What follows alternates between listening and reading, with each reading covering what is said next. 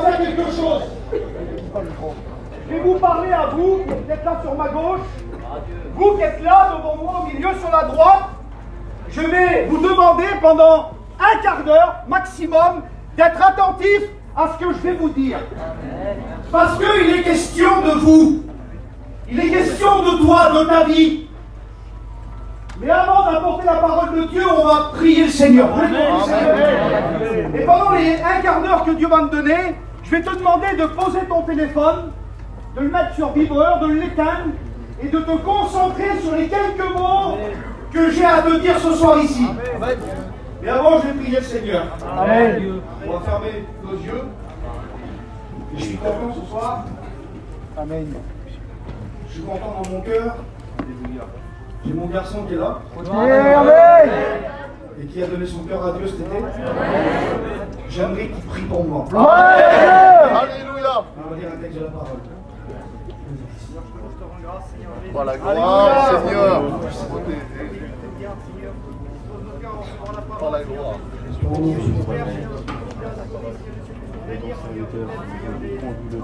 Amen. Gloire à Dieu. Que Dieu soit béni. Gloire à Dieu. Un homme a dit ces mots-là, un serviteur de Dieu américain, il a dit ça, il s'appelait Leonard Ravenhill. Il a dit, vous avez juste une vie qui passera bien vite. Seul ce qui a été fait pour Jésus-Christ restera. Amen. Je le répète, vous avez juste une vie, une jeunesse qui passera bien vite. Et seul ce qui a été fait pour le Seigneur restera. Amen. Tout le reste, c'est du gâchis. Et je vais vous lire un texte de la Bible. Amen. L'Ecclésiaste chapitre 4 et verset 5. Écoutez bien. L'insensé se croise les mains. La jeune fille, le jeune garçon qui est insensé, il n'a pas de sens. Il ne sait pas où il va. C'est le contraire de celui qui est sensé. Il a du sens, il sait où il va. Il a une direction. Est-ce qu'il y a des jeunes qui sont sensés ce soir? Une direction, levez la main. Et votre direction, c'est Jésus-Christ. Mais la Bible dit l'insensé, il croise les mains, on va dire il s'en fout. C'est pas grave, je fais ce que je veux. J'ai pas de sens. Écoutez bien. L'insensé se croise les mains et il mange sa propre chair. Une autre traduction nous dit, il détruit sa propre vie. En un mot, l'insensé, il gâche sa vie. Et j'aimerais vous dire, les jeunes qui êtes là, écoutez-moi ce soir, ne gâchez pas votre vie. Écoute-moi, jeune fille, jeune garçon, toi qui es là, jeune foyer, ne gâche pas ta vie pour une soirée, pour un moment, pour un mauvais choix. Ne gâche pas ta vie, car c'est possible de le gâcher. C'est possible de toucher le but, d'être près de Jésus et de gâcher sa vie. Un jeune homme dans la parole de Dieu, on l'appelle le jeune homme riche. Il connaissait la parole de Dieu sur le bout de ses doigts. Et Jésus lui a fait un appel. C'est ce qu'il lui a dit le Seigneur. Il lui a dit, suis-moi. Comme il te dit à toi ce soir, suis-moi. La Bible dit qu'il n'a pas considéré l'appel. Il n'a pas considéré, il a gâché sa jeunesse. Et j'aimerais vous dire, les jeunes, que j'ai connu des jeunes qui ont gâché leur jeunesse à cause qu'ils n'ont pas voulu écouter la parole de Dieu et les conseils de Dieu. Mais ce soir, le Seigneur est là pour te donner un bon conseil. Amen. Le conseil de sa parole. Parce que Dieu, lui, ce qu'il veut, écoute-moi, c'est prendre soin de ta vie. Amen. Les petits qui êtes là-dedans, là. Jésus, écoutez-moi au fond. Et vous, toi, Jésus veut prendre soin de votre vie. Amen. Il a un plan pour vous. Gloire à Dieu. Le jeune insensé, il se croise les mains. Il mange sa propre chair. Il détruit sa vie. Il gâche sa vie. Il y a quelque temps en arrière, un jeune garçon, 19 ans, un chrétien, parce qu'il y a des chrétiens qui peuvent gâcher leur vie s'ils font des mauvais choix. Et ce jeune garçon, il monte dans le camping, il dit, faut que je te parle. Et il s'est assis là dans l'angle du coussin du camping. Ah, vous avez vu, dans le camping, il y a un angle, il s'est mis dans l'angle, et j'étais debout avec la parole de Dieu. Et il était venu, non pas pour me demander un conseil, il était venu pour me dire ce qu'il allait faire. Il dit, voilà. Il sortait avec une fille qui ne lui correspondait pas, qui n'était pas chrétienne. Et ça n'allait pas. Et puis lui, il était baptisé, il était de nouveau chrétien dans le camping. Il dit voilà, je viens te dire que je vais me marier. Et je lui ai dit ces mots. J'ai dit quelques conseils avec la parole de Dieu. J'ai dit écoute-moi, si tu fais ce choix-là, cette personne-là ne te correspond pas. T'es chrétien, elle n'est pas chrétienne. T'es converti, elle n'est pas convertie. La Bible dit ne faites pas des alliances disparates. Qu'est-ce que les ténèbres vont faire avec la lumière? J'ai dit tu ne peux pas prendre cette fille-là. Mais il a décidé de dire ben, je l'aime, je fais ce que je veux. J'ai dit tu es en train de gâcher ta vie. Et là j'ai dit ça. J'ai dit regarde l'homme du coussin. Regarde l'homme du coussin. Je regarde le. J'y regarde l'homme du coussin. Regarde-le bien. J'y en ai. Je vous mets une date, j'y en ai le 8 août 2008. On est le 8 août 2008. J'y fais ce que tu as à faire. J'y t'as ma parole que dans maximum 2 ans, tu te retrouves là dans ce même coussin et tu auras gâché, tu auras une vie gâchée, tu pleureras dans ce coussin, je te donne ma parole. Les mois sont passés, les semaines sont passées, il a fait ce qu'il avait à faire, il n'a pas voulu écouter la parole de Dieu, et on était à la convention, là, pas loin du chapiteau de 7 heures, et j'ai écouté le soir, ça toquait.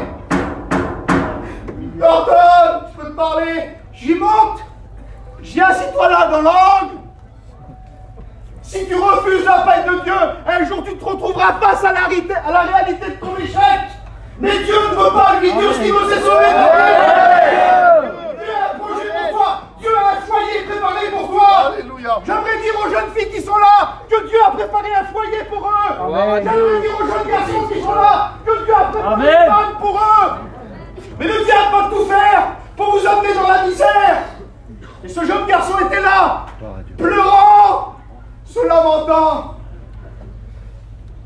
Et puis j'ai pas voulu lui rappeler. Et j'ai dit, tu te rappelles, il s'assit au coussin sur ce côté-là. J'ai pas voulu lui faire du mal. J'ai dit, écoute-moi, on a parlé, tu te rappelles. Tu te souviens? Oui. Mais j'ai dit, écoute-moi maintenant. C'est pas terminé encore pour toi.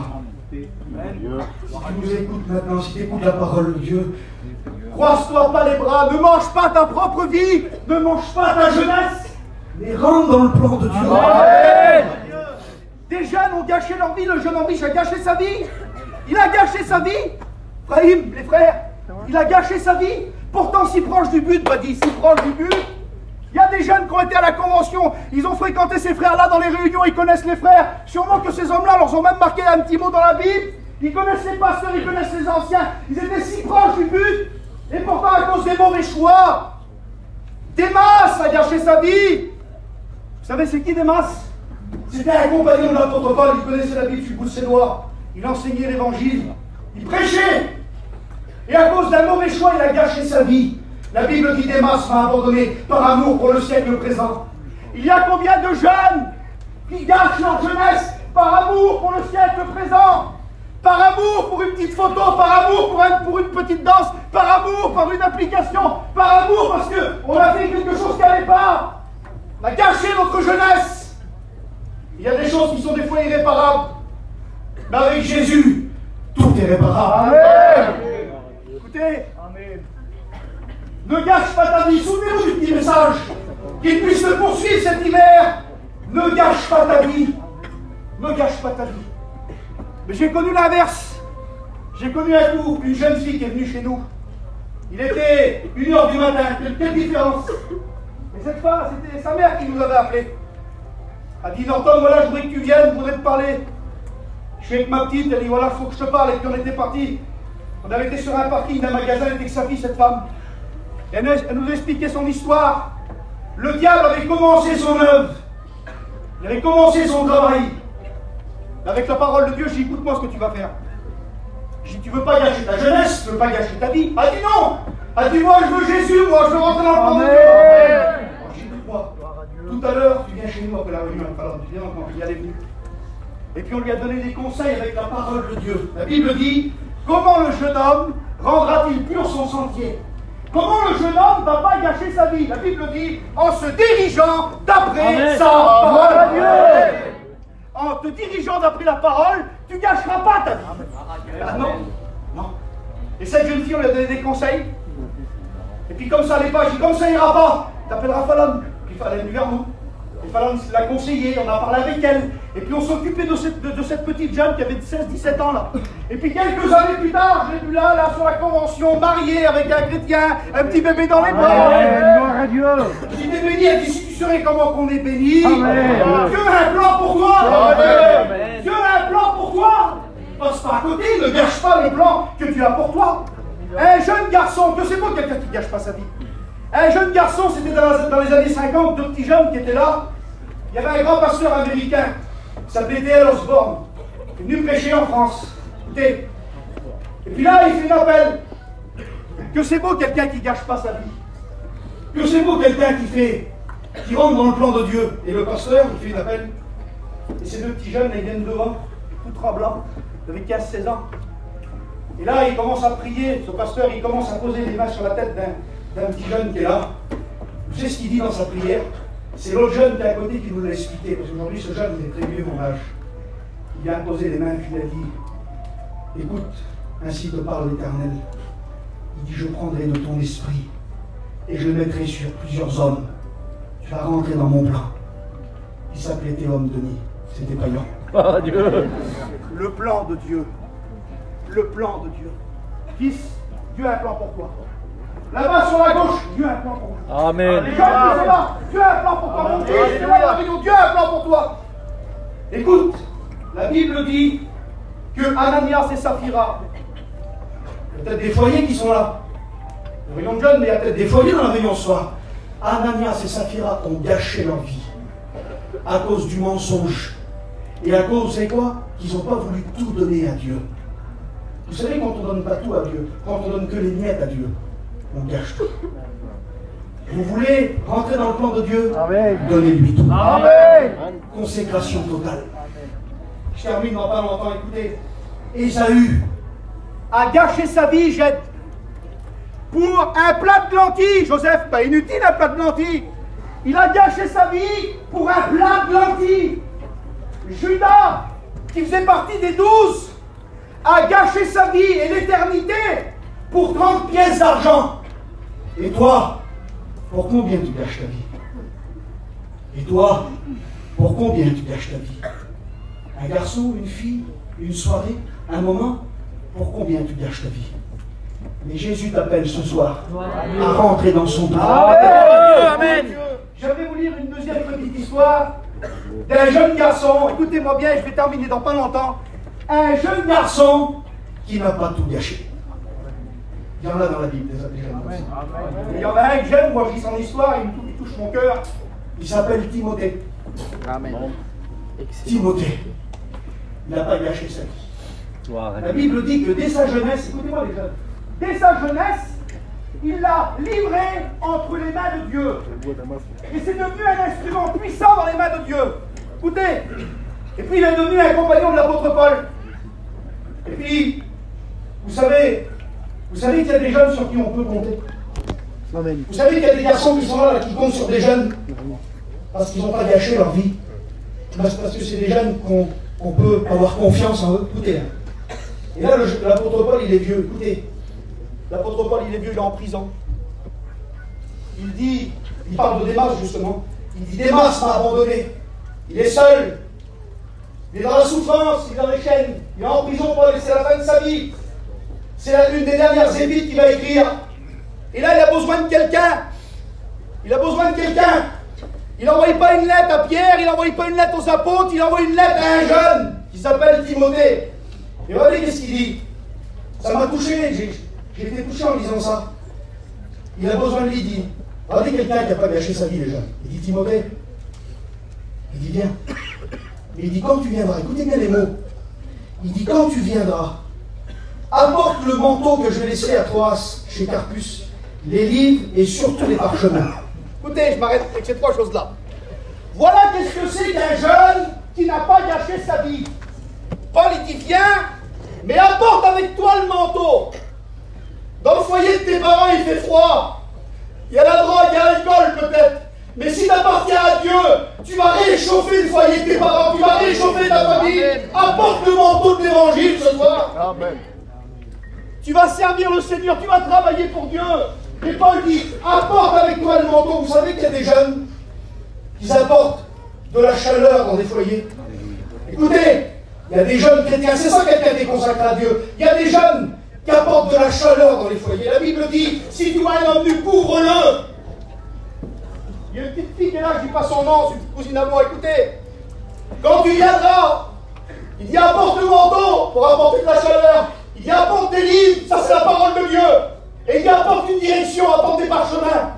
Toi qui es là, jeune fille, jeune garçon, tu peux apporter de la chaleur à ta famille, tu peux apporter la parole à ta famille et tu peux apporter une direction à ta famille. Amen. Comme la jeune fille qui était dans la maison de Naaman, elle a apporté une direction, elle a dit si seulement tu pourras aller là voir le prophète. Écoutez, on a passé par un drame chez nous il y a quelques années. J'ai perdu mon cousin de 47 ans. Il y avait 0 chrétien chez eux. Une famille totale d'inconvertis, totale, pas un seul chrétien. Et là, il y a une jeune fille, Brahim, qui n'a pas voulu gâcher sa jeunesse. Amen. Mais qui a voulu la livrer dans les mains de Dieu. Amen. Et cette petite fille-là, elle a donné son cœur à Dieu. Elle s'est fait baptiser, je l'ai baptisée. Et puis, à travers elle, toute la famille, pratiquement une bonne partie de sa famille s'est tournée vers Dieu. Elle a apporté de la chaleur au foyer, le manteau. Elle a apporté la parole, son témoignage. Et elle a apporté une direction. Tu peux apporter dans ton foyer. Les jeunes, écoutez, je vais terminer maintenant. Vous pouvez apporter la parole sans prêcher. Il n'y a pas que les pasteurs qui apportent la parole. Vous pouvez apporter la parole en vivant la vie de l'évangile. Amen. Alors je vais faire une courte appel. Regardez, c'est tout simple le message sur la parole de Dieu. Je vais faire une courte appel ce soir ici. Juste une fille qui passera bien vite. Seul ce qui a été fait pour Jésus restera. Et cet appel, c'est celle-là. Qui ne veut pas gâcher sa vie? Tu ne veux pas la gâcher, il n'y a qu'une solution. Mets-la dans les mains du Seigneur. On va fermer nos yeux maintenant au nom du Seigneur.